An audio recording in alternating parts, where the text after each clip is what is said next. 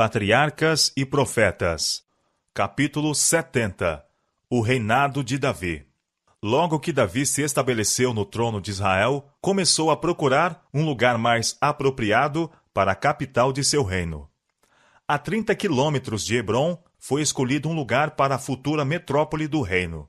Antes que Josué tivesse guiado os exércitos de Israel pelo Jordão, chamava-se ele Salém. Perto desse lugar, Abraão tinha provado sua fidelidade a Deus. 800 anos antes da coroação de Davi, fora a residência de Melquisedeque, o sacerdote do Deus Altíssimo. Ocupava uma posição central e elevada no território, e era protegida por inúmeras colinas. Estando nos limites de Benjamim e Judá, encontrava-se muito próxima de Efraim, e era de fácil acesso a todas as outras tribos. A fim de conseguir este local, os hebreus tinham de desapossar um resto de cananeus, que mantinham uma posição fortificada nas colinas de Sião e Moriá. Esta fortaleza era chamada Jebus, e seus habitantes eram conhecidos por jebusitas. Durante séculos, Jebus fora considerada inexpugnável, mas foi sitiada e tomada pelos hebreus sob o comando de Joabe, que, como recompensa de seu valor, foi feito comandante-geral dos exércitos de Israel. Jebus tornou-se então a capital nacional, e seu nome pagão foi mudado para Jerusalém. Irão, rei da opulenta cidade de Tiro, no Mediterrâneo, procurou agora uma aliança com o rei de Israel e ajudou a Davi na obra de erigir um palácio em Jerusalém. Foram enviados de Tiro embaixadores, acompanhados de arquitetos e operários, e longas caravanas carregadas de valiosa madeira, troncos de cedro e outros materiais de valor. A força crescente de Israel, em sua união sob o governo de Davi, a aquisição da fortaleza de Jebus e a aliança com Irão, rei de Tiro, provocaram a hostilidade dos filisteus, que invadiram de novo o território com uma grande força, tomando posição no vale de Refaim, a pequena distância de Jerusalém. Davi e seus homens de guerra retiraram-se à fortaleza de Sião para esperar a direção divina. Subirei contra os filisteus? Entregar-mos-ás nas minhas mãos? E disse o Senhor a Davi: Sobe, porque certamente entregarei os filisteus nas tuas mãos. 2 Samuel, capítulo 5, versos 17 a 25.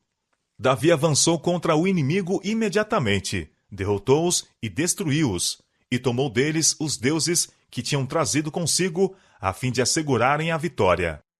Exasperados pela humilhação da derrota, os filisteus ajuntaram uma força ainda maior e voltaram ao conflito. E novamente se estenderam pelo vale de Refaim. De novo, Davi procurou ao Senhor, e o grande Eu Sou tomou a direção dos exércitos de Israel. Deus instruiu a Davi dizendo: Não subirás, mas rodeia por detrás deles, e virás a eles por defronte das amoreiras. E há de ser que, ouvindo tu um estrondo de marcha pelas copas das amoreiras, então te apressarás, porque o Senhor saiu então diante de ti a ferir o arraial dos filisteus. Se Davi, como Saul, tivesse escolhido o seu próprio caminho, o êxito não teria acompanhado. Mas ele fez conforme o Senhor mandou, e feriram o exército dos filisteus desde Gibeon até Gezer. Assim se espalhou o nome de Davi por todas aquelas terras, e o Senhor pôs o seu temor sobre todas aquelas gentes. 1 Crônicas, capítulo 14, verso 16 e 17.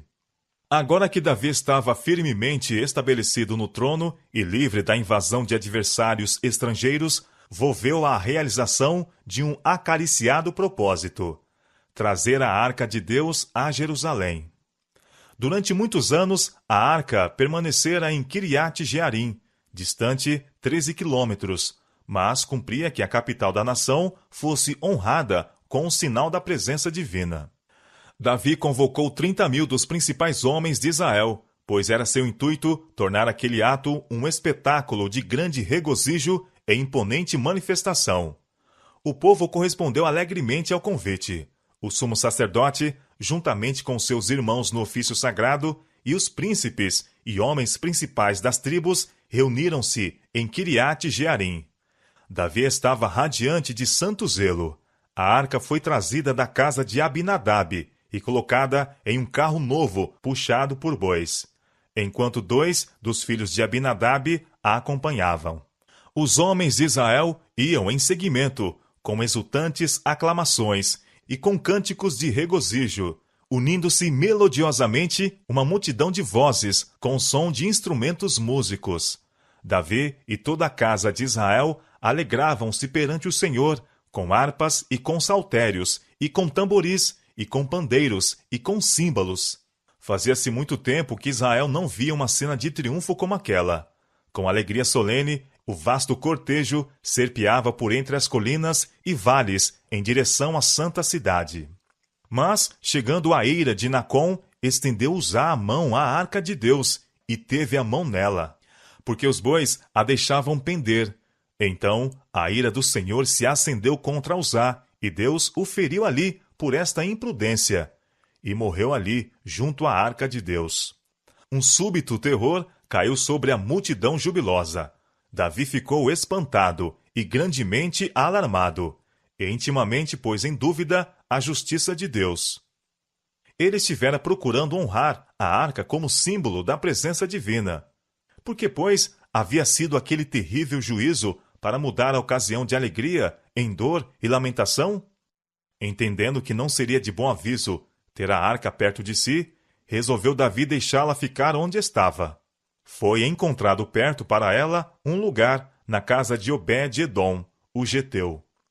A sorte de Uzá foi como um juízo divino pela violação de um mandado muito explícito. Por meio de Moisés, o Senhor dera instrução especial com relação ao transporte da arca. Ninguém, a não serem os sacerdotes, descendentes de Arão, deviam tocá-la, ou mesmo olhar para ela, estando descoberta. A instrução divina era: os filhos de Coate virão para levá-lo, mas no santuário não tocarão, para que não morram. Números capítulo 4, verso 15. Os sacerdotes deviam cobrir a arca, e então os coatitas deviam carregá-la pelas hastes, as quais eram colocadas em argolas de cada lado da arca, e nunca se removiam. Aos gersonitas e meraritas, que tinham a seu cargo as cortinas, as tábuas e as colunas do tabernáculo, Moisés deu carros e bois para o transporte daquilo que lhes era confiado. Mas aos filhos de Coate nada deu, porquanto a seu cargo estava o santuário e o levavam aos ombros. Números capítulo 7, verso 9. Assim, no trazer a arca de Kiriat Jearim, houve uma desatenção direta e indesculpável às determinações do Senhor. Davi e seu povo tinham se congregado para efetuar uma obra sagrada, e a mesma entregaram-se com coração alegre e disposto. Mas o Senhor não podia aceitar o serviço, porque não era efetuado de acordo com suas orientações. Os filisteus, que não tinham conhecimento da lei de Deus, haviam colocado a arca em um carro quando a devolveram a Israel, e o Senhor aceitou o esforço que fizeram. Mas os israelitas tinham em suas mãos uma declaração compreensível da vontade de Deus em todas estas questões, e sua negligência a tais instruções desonrava a Deus. Em Uzá recaía a maior culpa de arrogância. A transgressão à lei de Deus diminuíra a intuição que ele tinha da santidade da mesma, e tendo sobre si pecados não confessados, atrevera-se, em face da proibição divina, a tocar no símbolo da presença de Deus. Deus não pôde aceitar uma obediência parcial, uma maneira frouxa de tratar os seus mandamentos. Pelo juízo sobre Uzá, era seu intuito impressionar todo Israel quanto à importância de dar estrita atenção aos seus requisitos. Assim, a morte daquele homem, levando o povo ao arrependimento, poderia impedir a necessidade de infligir juízos sobre milhares. Sentindo que seu próprio coração não era inteiramente reto para com Deus, Davi, vendo o golpe desferido em Uzá, temera a arca, receoso de que algum pecado de sua parte acarretasse juízo sobre si. Mas Obed-edom embora se regozijasse com temor, acolheu gratamente o símbolo sagrado como a garantia do favor de Deus aos obedientes. A atenção de todo Israel dirigiu-se agora ao geteu e sua casa. Todos estavam vigilantes para ver o que lhes aconteceria. E abençoou o Senhor a Obed-edom e a toda a sua casa. A reprovação divina cumpriu a sua obra em Davi. Foi levado a compenetrar-se, como nunca dantes, da santidade da lei de Deus e da necessidade de obediência estrita. O favor manifesto à casa de Obed-edom levou Davi novamente a esperar que a arca pudesse trazer uma bênção a ele e a seu povo. No fim de 3 meses, resolveu fazer outra tentativa para mudar a arca e dispensou agora cuidadosa atenção à execução das instruções do Senhor em todo o pormenor. De novo foram convocados os homens principais da nação, e uma vasta congregação se reuniu em torno da residência do geteu. Com reverente cuidado, a arca foi agora posta sobre os ombros de homens divinamente designados. A multidão pôs-se em linha, e com corações a tremer, o grande séquito partiu novamente. Depois de caminharem 6 passos, a trombeta deu sinal de parada. Por determinação de Davi, deveriam ser oferecidos sacrifícios de bois e carneiros cevados. O júbilo, então, tomou lugar do tremor e do terror. O rei depusera suas vestes reais e vestira-se com um simples éfode de linho, como o que era usado pelos sacerdotes. Não dava a entender, por este ato, que assumira as funções sacerdotais, pois que o éfode era algumas vezes usado por outros além dos sacerdotes. Antes, neste serviço santo, ele queria, perante Deus, tomar lugar igual ao de seus súditos. Naquele dia, Jeová devia ser adorado. Devia ele ser o único objeto de reverência. Outra vez, pôs-se em movimento longo séquito, e a música de harpas e cornetas, trombetas e símbalos ressoavam em direção ao céu, misturada com a melodia de muitas vozes. E Davi saltava diante do Senhor, acompanhando com alegria o ritmo do cântico. A dança de Davi, em júbilo reverente perante Deus, tem sido citada pelos amantes dos prazeres para justificarem as danças modernas da moda. Mas não há base para tal argumento. Em nosso tempo, a dança está associada com a extravagância e as orgias noturnas.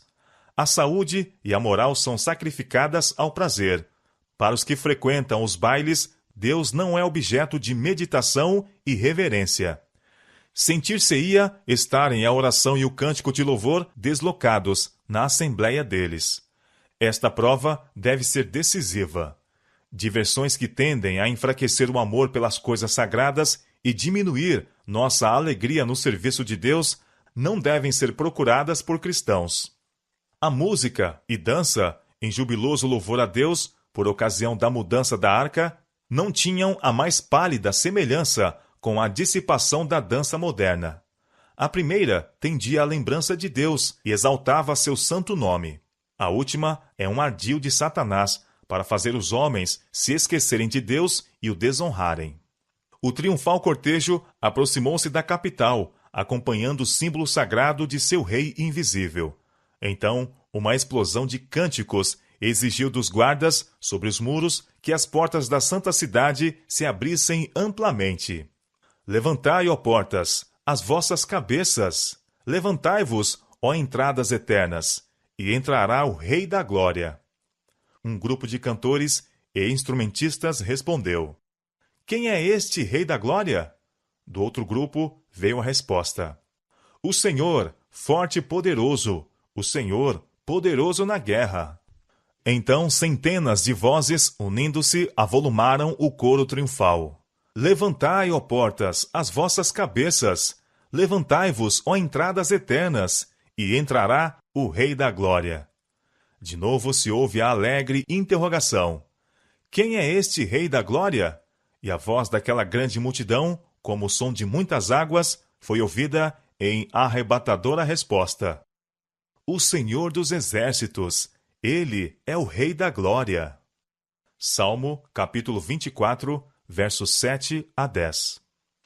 Então as portas se abriram amplamente, o cortejo entrou, e com temor reverente, a arca foi depositada na tenda que tinha sido preparada para sua recepção. Diante do recinto sagrado foram erigidos altares para sacrifício. A fumaça das ofertas pacíficas e holocaustos e a nuvem de incenso, com os louvores e súplicas de Israel, ascendiam ao céu. Terminado o serviço religioso, o próprio rei pronunciou uma bênção sobre seu povo. Então, com régia munificência, ordenou que presentes de alimentos e vinho fossem distribuídos para a merenda entre eles. Todas as tribos estiveram representadas neste serviço, a celebração do acontecimento mais sagrado, que até então assinalara o reinado de Davi. O espírito de inspiração repousara sobre o rei, e agora, banhando os últimos raios do sol poente o tabernáculo, com uma consagrada luz, seu coração se ergueu em gratidão a Deus por estar agora o símbolo de sua presença tão perto do trono de Israel. Assim, meditando, volveu Davi ao seu palácio, para abençoar a sua casa. Mas havia alguém que testemunhara a cena de regozijo, com um espírito grandemente diverso do que movia o coração de Davi. Entrando a arca do Senhor na casa de Davi, Mical, a filha de Saul, estava olhando pela janela, e vendo ao rei Davi, que ia bailando e saltando diante do Senhor, o desprezou no seu coração. Na amargura de sua paixão, ela não pôde esperar a volta de Davi ao palácio, mas saiu ao seu encontro, e à sua amável saudação derramou uma torrente de palavras amargas. Penetrante e incisiva foi a ironia de seu discurso. Quão honrado foi o rei de Israel, descobrindo-se hoje aos olhos das servas de seus servos, como sem pejo se descobre qualquer dos vadios. Davi compreendeu que fora o serviço de Deus que Mical havia desprezado e honrado, e respondeu severamente: perante o Senhor, que me escolheu a mim antes do que a teu pai e a toda a sua casa, mandando-me que fosse chefe sobre o povo do Senhor, sobre Israel, perante o Senhor me tenham alegrado. E ainda mais do que isto, me envilecerei e me humilharei aos meus olhos, e das servas de quem falaste, delas serei honrado. A reprovação de Davi foi acrescentada do Senhor. Por causa de seu orgulho e arrogância, Mical não teve filhos, até ao dia da sua morte. As cerimônias solenes que acompanharam a mudança da arca tinham produzido uma impressão duradoura no povo de Israel, despertando um interesse maior no serviço do santuário e acendendo de novo seu zelo por Jeová. Davi se esforçara por todos os meios ao seu alcance para aprofundar estas impressões. O serviço do cântico tornou-se uma parte regular do culto religioso, e Davi compôs salmos não somente para o uso dos sacerdotes no serviço do santuário, mas também para serem cantados pelo povo em suas jornadas ao altar nacional das festas anuais. A influência assim exercida era de grande alcance e teve como resultado libertar da idolatria a nação. Muitos dos povos circunvizinhos, vendo a prosperidade de Israel, eram levados a pensar favoravelmente acerca do Deus de Israel, que havia feito tão grandes coisas por seu povo.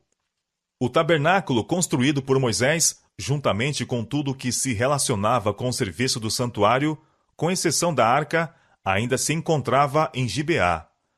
Era propósito de Davi tornar Jerusalém o centro religioso da nação. Ele erigira um palácio para si, e achou que não era coerente ficar a arca de Deus dentro de uma tenda.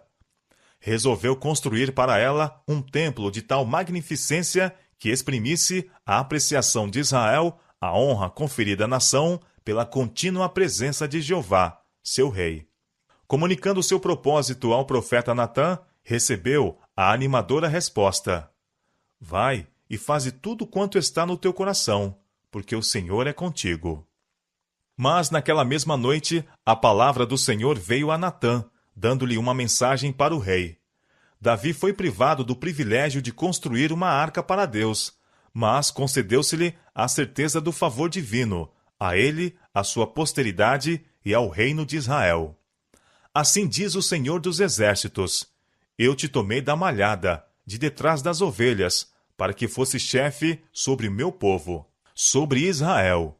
e fui contigo por onde quer que foste, e destruí a teus inimigos diante de ti, e fiz para ti um grande nome, como o nome dos grandes que há na terra. E preparei lugar para meu povo, para Israel, e o plantarei para que habite no seu lugar, e não mais seja movido, e nunca mais os filhos da perversidade o aflijam, como dantes.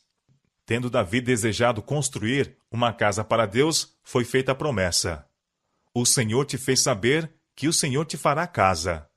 Farei levantar depois de ti a tua semente. Este edificará uma casa ao meu nome, e confirmarei o trono do seu reino para sempre. A razão por que Davi não devia construir o templo foi declarada: tu derramaste sangue em abundância, e fizeste grandes guerras. Não edificarás casa ao meu nome. Eis que o filho que te nascer será homem de repouso, porque repouso lhe hei de dar de todos os seus inimigos em redor. Salomão será o seu nome, e paz e descanso darei a Israel nos seus dias. Este edificará casa ao meu nome. 1 Crônicas, capítulo 22, versos 8 a 10. Embora o acariciado intento de seu coração fosse negado, Davi recebeu a mensagem com gratidão.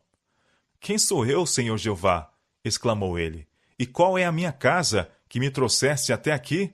E ainda foi isto pouco aos teus olhos, Senhor Jeová, senão que também falaste da casa de teu servo para tempos distantes. E então renovou seu concerto com Deus.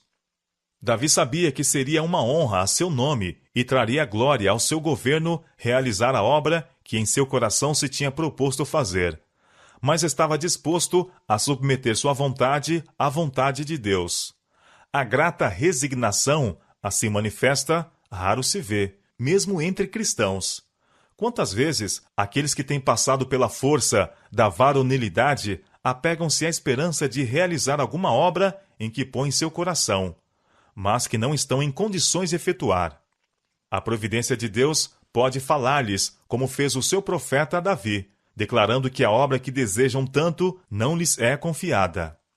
A eles toca preparar o caminho para que outro o cumpra. Mas, em vez de se submeterem com gratidão à direção divina, muitos se retraem, como se fossem menosprezados e rejeitados, entendendo que se não podem fazer a coisa que desejam, não farão nada. Muitos se apegam com desesperada energia a responsabilidades que são incapazes de arrostar, e em vão se esforçam por cumprir uma obra para que são incapazes, enquanto aquela que podem fazer jaz negligenciada.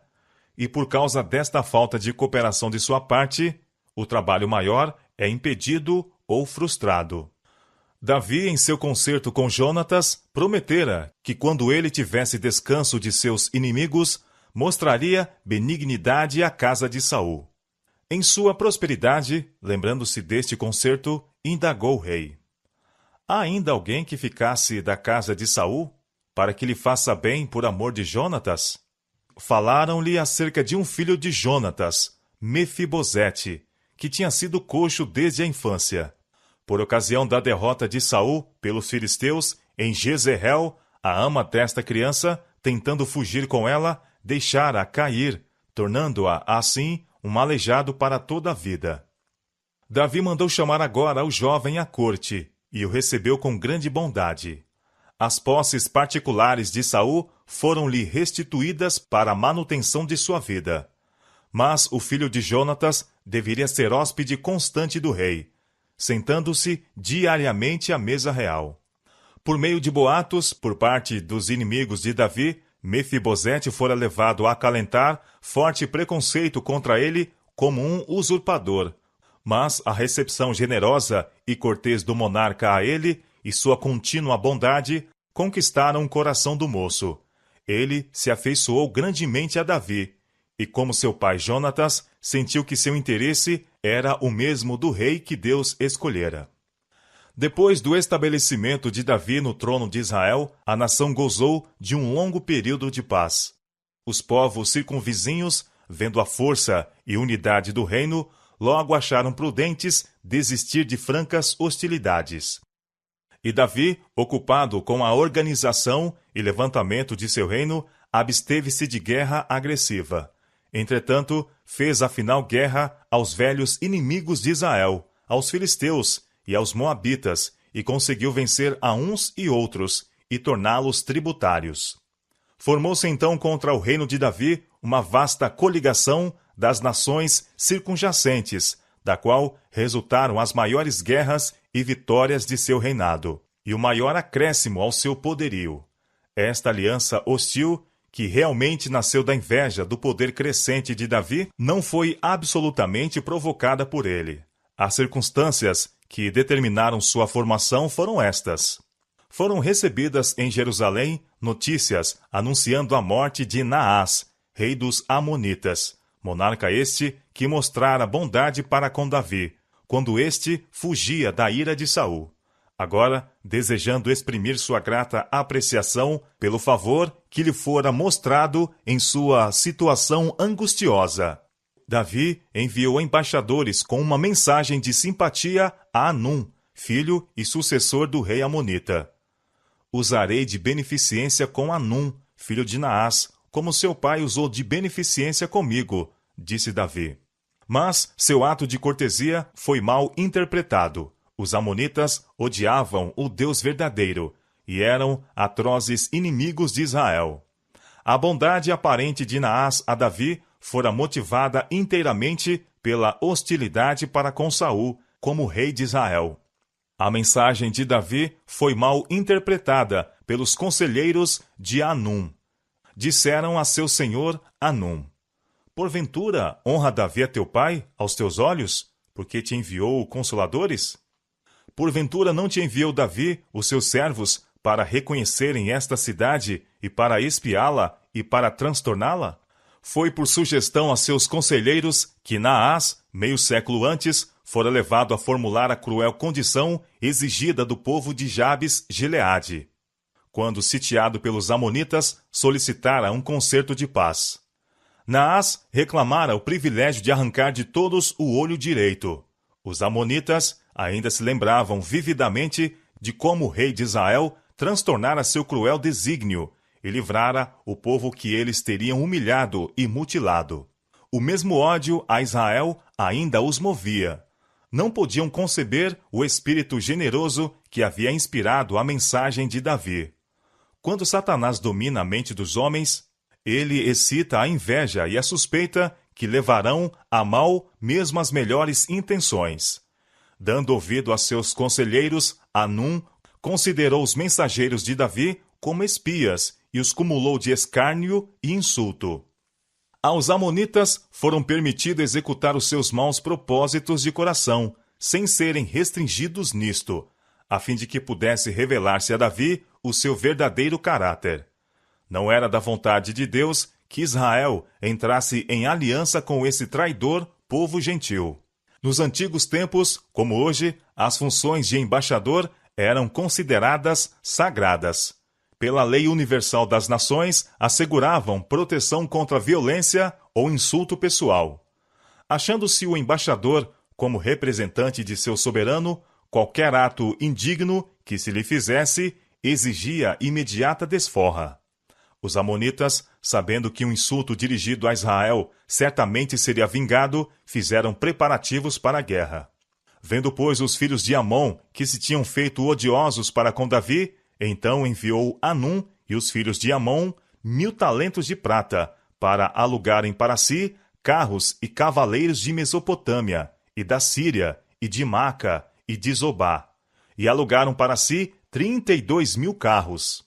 Também os filhos de Amon se ajuntaram das suas cidades e vieram para a guerra. 1 Crônicas, capítulo 19, versos 6 e 7. Era, na verdade, uma aliança formidável. Os habitantes da região, que ficava entre o rio Eufrates e o mar Mediterrâneo, tinham se aliado com os amonitas. O norte e o oriente de Canaã estavam cercados de adversários armados, agrupados a fim de esmagarem o reino de Israel. Os hebreus não esperavam a invasão de seu território. Suas forças, sob o comando de Joabe, atravessaram o Jordão e avançaram para a capital amonita. Conduzindo o capitão hebreu o seu exército para o campo, procurava animá-los para o conflito, dizendo: Esforça-te e esforcemo-nos pelo nosso povo e pelas cidades do nosso Deus, e faça ao Senhor o que parecer bem aos seus olhos. 1 Crônicas, capítulo 19, verso 13. As forças unidas dos aliados foram vencidas no primeiro encontro, mas ainda não estavam dispostas a abandonar a competição, e no ano seguinte renovaram a guerra. O rei da Síria juntou suas forças, ameaçando Israel com um imenso exército. Davi, compreendendo o quão dependia do resultado desta luta, assumiu o comando em pessoa, e pela bênção de Deus infligiu aos aliados uma derrota tão desastrosa que os sírios, desde o Líbano até o Eufrates, não somente abandonaram a guerra, mas tornaram-se tributários de Israel. Contra os amonitas, Davi levou a guerra com vigor, até que caíram suas fortalezas e toda a região ficou sob o domínio de Israel. Os perigos que tinham ameaçado a nação de destruição completa mostraram-se, mediante a providência de Deus, ser os próprios meios pelos quais ela se ergueu a uma grandeza sem precedentes. Comemorando seus livramentos notáveis, canta Davi: O Senhor vive, e bendito seja o meu rochedo, e exaltado seja o Deus da minha salvação. É Deus que me vinga inteiramente e sujeita os povos debaixo de mim, o que me livra de meus inimigos. Sim, tu me exaltas sobre os que se levantam contra mim. Tu me livras do homem violento. Pelo que, ó Senhor, te louvarei entre as nações e cantarei louvores ao teu nome. É ele que engrandece as vitórias do seu rei e usa de benignidade com o seu ungido, com Davi e com a sua posteridade para sempre. Salmo capítulo 18, versos 46 a 50. E em todos os cânticos de Davi, incutia-se no seu povo o pensamento de que Jeová era a sua força e seu libertador. Não há rei que se salve com a grandeza de um exército, nem o homem valente se livra pela muita força. O cavalo é vão para a segurança. Não livra ninguém com a sua grande força. Tu és o meu rei, ó Deus. Ordena salvações para Jacó. Por ti venceremos os nossos inimigos. Pelo teu nome pisaremos os que se levantam contra nós. Pois eu não confiarei no meu arco, nem a minha espada me salvará. Mas tu nos salvaste dos nossos inimigos e confundiste os que nos aborreciam. Uns confiam em carros e outros em cavalos, mas nós faremos menção do nome do Senhor nosso Deus. Salmo 33, versos 16 e 17, e Salmo capítulo 44, versos 4 a 7, e Salmo capítulo 20, verso 7. O reino de Israel havia agora atingido em sua extensão o cumprimento da promessa feita a Abraão, e mais tarde repetida a Moisés. A tua semente tenho dado esta terra, desde o rio Egito até ao grande rio Eufrates. Gênesis, capítulo 15, verso 18, e Deuteronômio, capítulo 11, versos 22 a 25.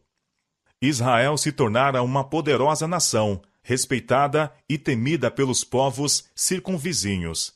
Em seu reino, o poder de Davi se fizera muito grande.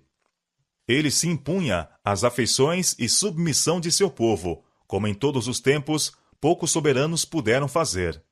Havia honrado a Deus, e Deus agora o honrava. Mas, em meio da prosperidade, emboscava-se o perigo. No tempo de seu máximo triunfo exterior, Davi se encontrava no máximo perigo, e defrontou sua mais humilhante derrota.